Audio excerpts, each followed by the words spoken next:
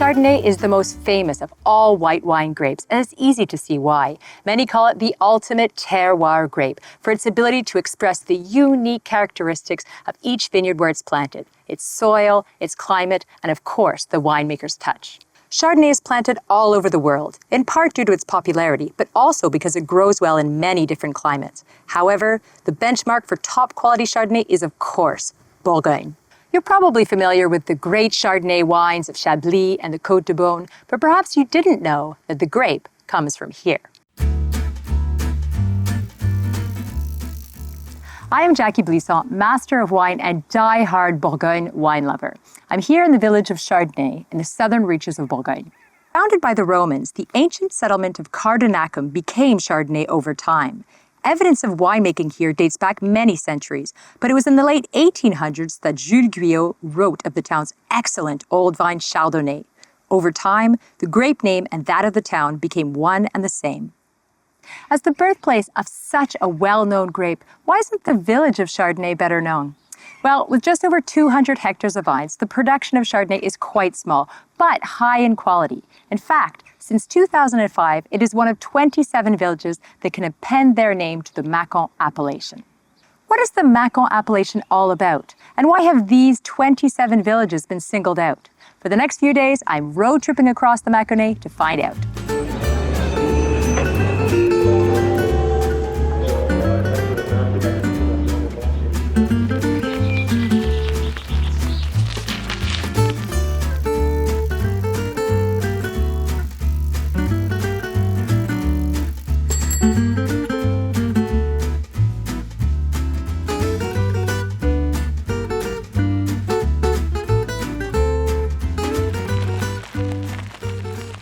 The Mâcon appellation covers a vast hilly territory of roughly 4,250 hectares of vines between the towns of Mâcon, Cluny, and Tournu. There are 3 designations: the AOC Mâcon for white wine, rosé, and red wine from a wide swath of this area, the AOC Mâcon Village exclusively for white wine from a subset of 80 villages, and the reason I'm here, the Mâcon Plus named village, officially called geographical denominations.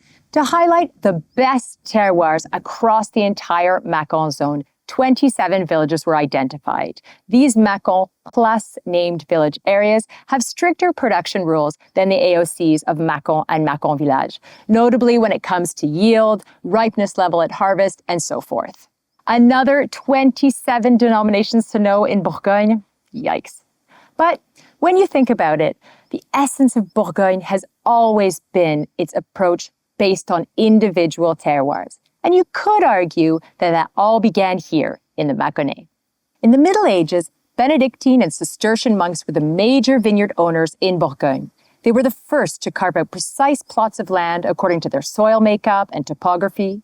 Founded in the year 909, the Benedictine Abbey of Cluny, here in the heart of the Mâconnais, is the oldest of these powerful orders. The chateau of Berzay-le-Châtel, behind me, is the oldest barony in the Mâconnais. It was transformed into a fortress in the 13th century to defend the Cluny Abbey. The vineyards of Berzay are located within the Mâcon Mi-Lamartine denomination. The name Lamartine might sound familiar, as it refers to the 19th century French author, poet, statesman, and local grape grower Alphonse de Lamartine. His literary references to me brought a lot of attention to the town's wines. To the southeast lies the town of Vinzelles. Its name is adapted from the original Roman form vincella, Latin for little vine. Viticulture was so fundamental to the economy of Vinzelles, the vignerons in the 1500s fought for and obtained the official excommunication of caterpillars ravaging their vineyards. Mâcon Vinzelles makes white wines that are charming and opulent. In the 18th century, Chardonnay-les-Mâcon was a central hub for wine commerce. The popularity of Chardonnay wines was in large part due to local grower Claude Brosse, who'd presented his wines at the court of Louis XIV 100 years prior and won his patronage. This hot limestone marl vineyard close to Mâcon is still admired for its ripe, full-bodied wines. The addition of new rail connections in the 19th century was a major boon to certain villages with stations, such as Mâcon-Prissé, a vineyard area in the Petite Garonne River Plain making spicy floral whites, and Mâcon Locher. The vineyards of Locher dot the warm southern rises of the Saône Plain, giving generous white wines with heady baked fruit flavors. Over the centuries, the winemakers from these villages learned to draw the best from their terroirs. But what makes these vineyard sites so special? To understand that, we have to go further back in time, to the very formation of the Mâconnais soils and landscape.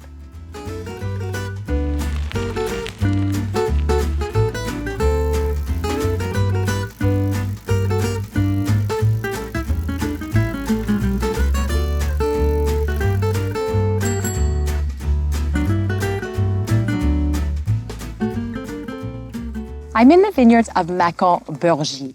This cool denomination produces taut, tangy wines in the western slopes overlooking the appellation of Viret-Clissé. The view from Bourgogne over the Saône Plain and the southern Mâconnais is a perfect geological vantage point to understand the region. It's hard to imagine today, but 200 million years ago, Bourgogne was submerged under a shallow tropical sea. Great multi-layered marine deposits were laid down over a 50 million year span. In the town of Azé, just down the road, we can clearly see these limestone and marl sediments, especially within its remarkable Balme caves. If you look out in the distance, you can see the Alps. In the Tertiary period, when the Alps were beginning to rise, the tectonic pressure was immense. This led to the collapse of the Saône Plain and the formation of a series of parallel mountains in the Mâconnais, intersected by faults. It also caused the area's marine sediments to fracture. In the south, two massive limestone outcrops formed, the iconic Roche de Solutré and Vergisson. The Mâcon d'Availlé vineyard on the banks of the Petite Garonne River is a veritable gateway to the area. The sunny climate and alternating clay, limestone soils in d'Availlé produce supple, ripe-fruited wines. Much of the Mâcon Solutré-Puy vineyard lies beneath the Solutré rock. It's another geological highlight, as you can clearly see the escarpment is made up of fossilized coral reefs from the Jurassic period.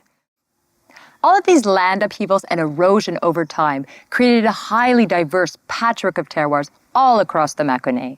In the northern and central vineyards, brown limestone and chalk-rich soils are common. Mâcon Ushezi, with its expressive textural white wine, is a prime example of a limestone-dominant terroir. Conversely, while the substrate of Mâcon Azé vineyard is limestone marl, its topsoil is richer in clay, giving a charming early drinking style of Mâcon.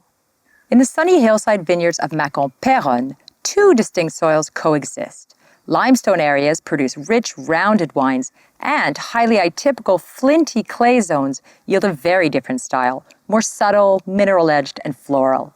As we near the southern Mâconnais limit with Beaujolais and draw closer to the ancient Massif Central, veins of decomposed granite emerge. Mâcon Bussière is a fascinating example of where sedimentary rock meets the granite bedrock of the Massif Central. This area is best known for its elegant white wines, but also produces small quantities of supple, spice-scented red wine. Okay, the geology lesson is over. You know now how the landscapes were formed and why these soils are so diverse. But there's so many other things that make these 27 vineyard villages so distinctive. Come on, there's a lot more to discover.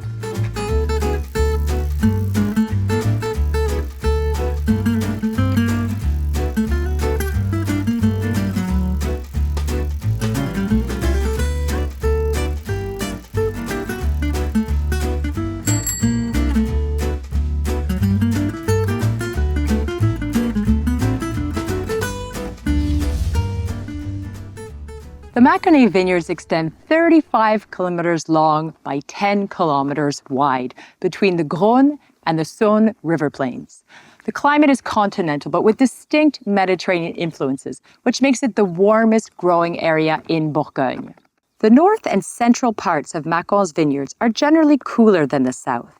The terroir of Mâcon Creuzy is typical of the middle Mâconnais zone. The vines are planted on gentle slopes at over 300 meters altitude. The vineyards of Mâcon Bray are perched at higher altitude, with some plantings over 400 meters, and are exposed to cool westerly oceanic winds. This gives restrained yet elegant quality to the wines, with their vivid orchard fruit notes. Heading towards the warmer south, we come to Ige. You can really taste a mix of cooling and warming climate influences in a glass of Mâcon Ige, with its nervy citrus zest nose and smooth honeyed palate. Mâcon Chantrey is the most southerly point of the Mâconnais Hills. It's a very uniform sun-baked terroir, surrounded by Mâconnais appellations like Pouilly-Fuissé and Saint-Véran. Mâcon Chantrey wines are broad and weighty, with tropical fruit notes, a typical style of the south. Not all southern terroirs are hot, though. In Mâcon Vergisson, the vines are planted on a northeast-facing plateau of the Vergisson rock face. This orientation, plus the limestone soils, gives a racy, saline profile to their wines. Are you still following? We've talked a lot about all the ways in which these terroirs are unique, but if there's one thing that unites them, it's their grapes.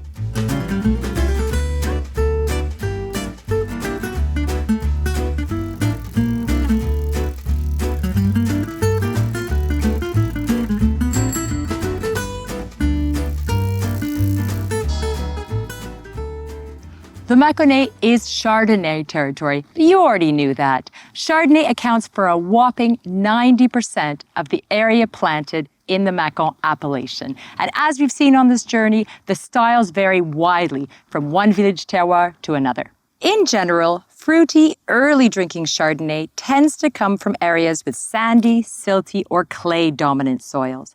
This definitely holds true in Mâcon Montbellier, with its sandy alluvial topsoils in certain vineyards and pockets of white clay in others.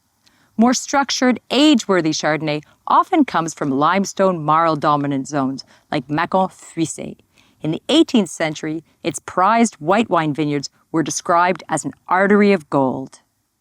Mâcon Montbellier and Mâcon Fuissé are among the 7 villages that are dedicated entirely to white wine.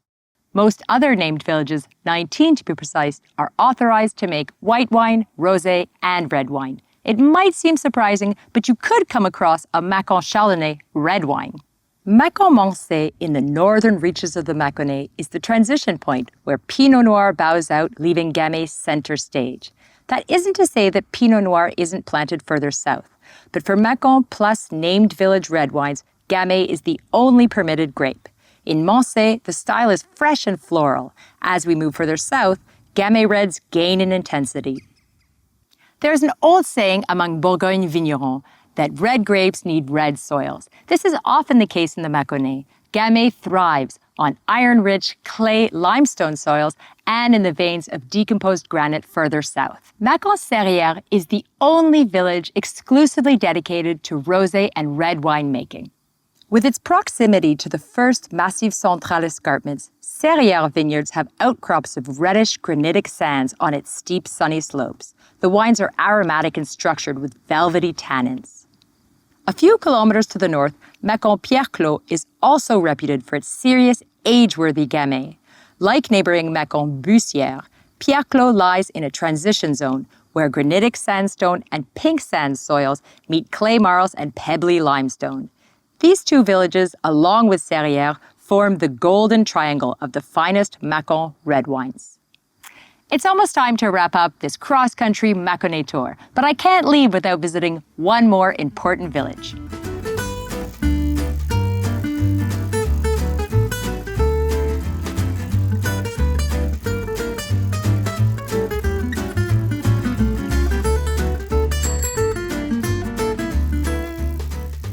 I'm standing in the heart of the Mâcon Luny denomination, known for its citrusy floral Chardonnay. Mâcon Luny is by far the largest denomination, with almost 500 hectares planted. The abundance of vines here is due to its ideal location, gentle limestone slopes with a temperate mesoclimate.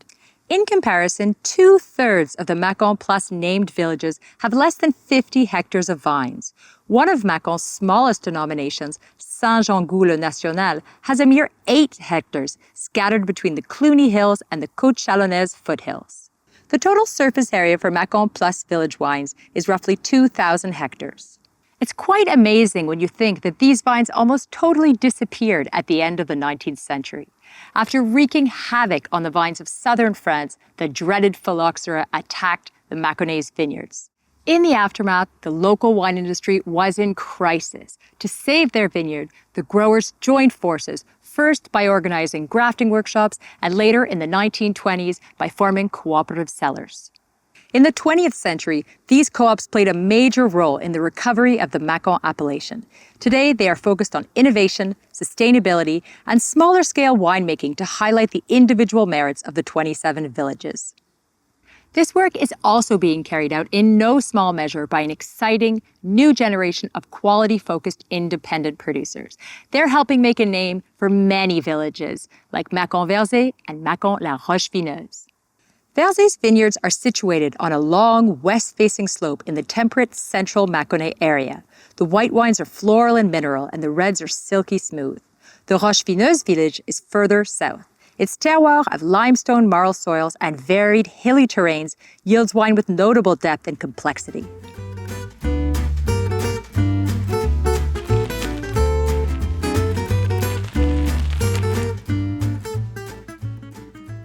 So there you have it. 27 villages, 27 unique expressions of Chardonnay and Gamay, each with their own rich history and distinctive terroir. Kind of makes you want to try them all, doesn't it? Thanks for joining me. I'm Jacky Blisson. Santé.